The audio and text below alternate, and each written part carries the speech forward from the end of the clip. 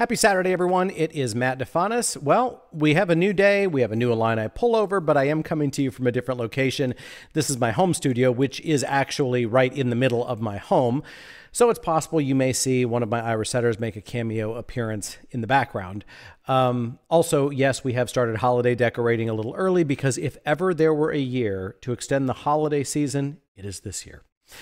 So I'm offering this unofficially to provide some clarification on a point of confusion regarding the changes to the Code of Ethics that were passed at yesterday's NAR board meeting.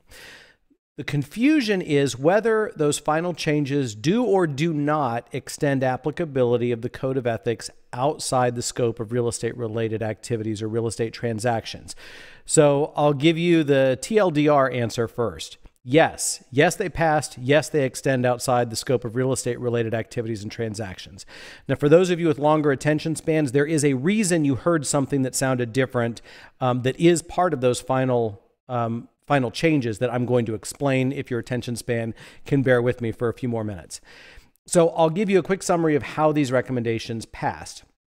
We had 6 recommendations, 6 motions that came out of the Professional Standards Committee.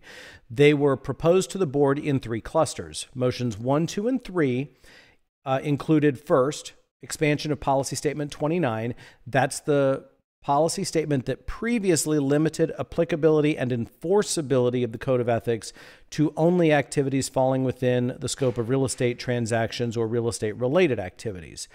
That passed. Now, again, I remind people that are new to all of this, that doesn't suddenly mean the entire code sniffs around every facet of your life, because most of the code, the articles by their very nature, are only applicable to real estate activities. They're transactional specific.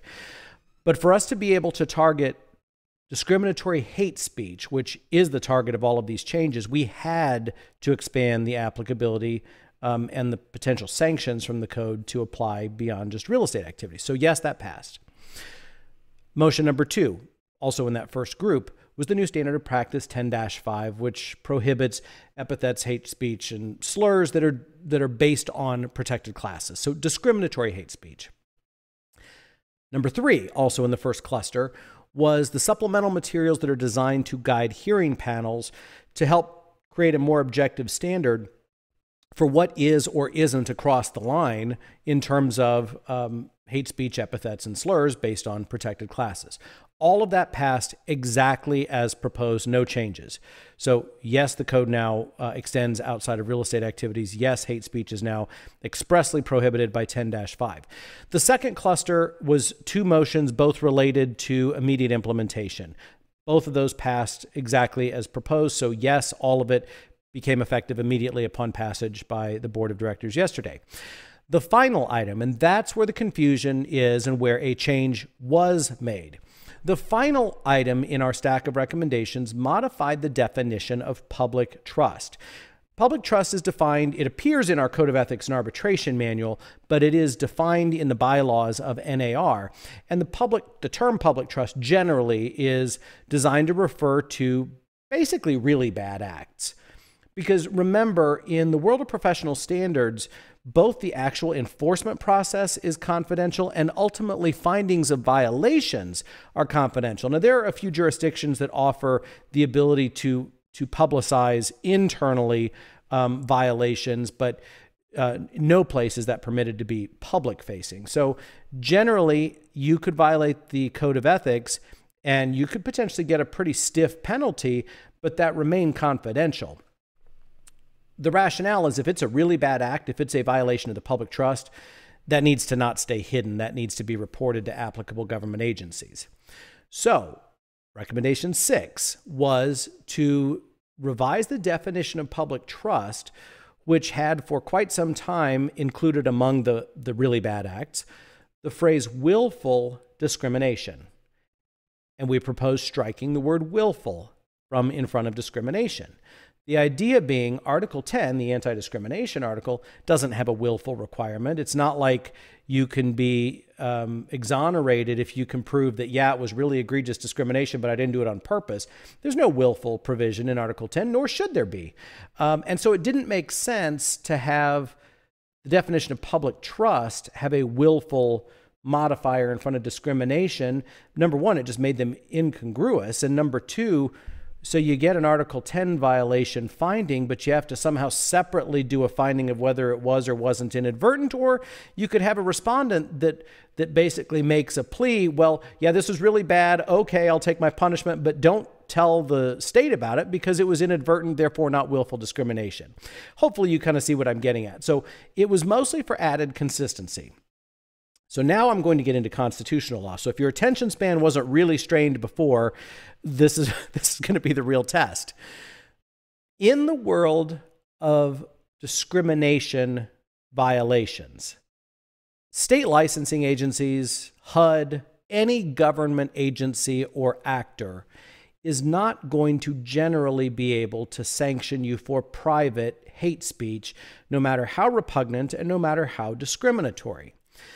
The First Amendment did not in any way limit NAR's ability to raise the bar on this. NAR is a private, voluntary trade organization, so First Amendment restrictions don't apply. They literally are inapplicable. The First Amendment does apply to the government. Now, as originally written, it's Congress shall make no law, but later the 14th Amendment was ended up interpreted to apply the entire Bill of Rights to all levels of government, federal and state. So anyway, the bottom line is the state is constitutionally prohibited from punishing you for private hate speech. NAR is not, the state is.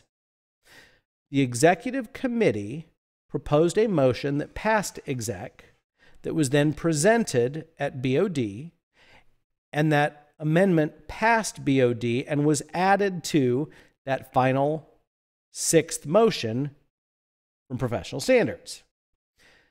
And it creates a very small carve-out.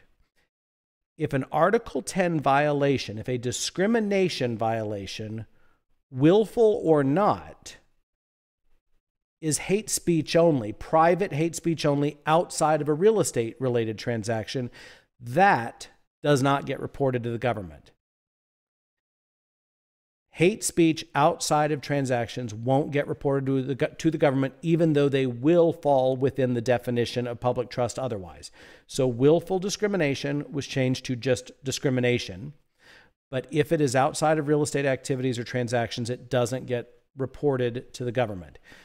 That ultimately has no impact on what we sought to do with these recommendations, because we already knew that constitutionally private discriminatory hate speech wasn't going to be actionable by the government anyway. So the exec committee's recommendation, which made its way into the final passed items at the board, had no impact except that private hate speech won't be reported to the government, which wouldn't have been able to do anything with it in most cases anyway. So I hope that clarifies. Based on my history, it may have over-clarified. Of course, if you have any questions, you all know where to find me. Enjoy the rest of your weekend.